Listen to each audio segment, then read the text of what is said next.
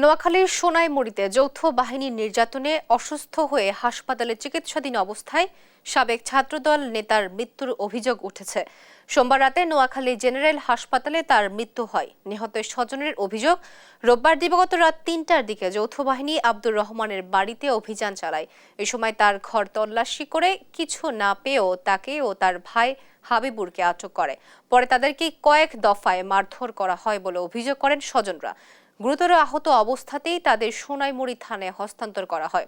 আদালতে উপস্থিত হলে আদালত দ্রুত তাদের চিকিৎসা করানোর নির্দেশ দেয়। এরপর নোয়াখালী জেনারেল হাসপাতালে ভর্তি করা হলে সোমবার রাতেই চিকিৎসাধীন অবস্থায় আব্দুর রহমানের মৃত্যু হয়।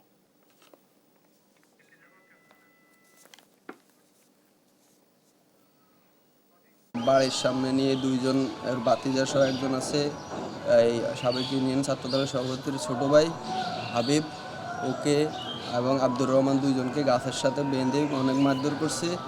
পরবর্তীতে আবার হাঁসের বাড়ির একটা রাস্তায় নিয়ে ওইখানেও মারছে। এরপরে পানিতে নামে রাখছে। এরপরে আবার সেনা ক্যাম্পে নিয়ে ওইখানেও মারধর করছে।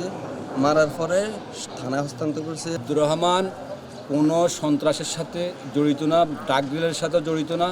আব্দুর রহমান কখনো কারো গায়ে হাত দেয় নাই, কখনো সে কোনো সন্ত্রাস করে নাই, কারো করে অ্যাটাক করে নাই, কারোর সাথে চাঁদাবাজিতে কোনো সম্পৃক্ত ছিল না এবং টুকটাক যে ঘটনাগুলো হচ্ছে এগুলোর জন্য সে বিরুদ্ধে থাকতো।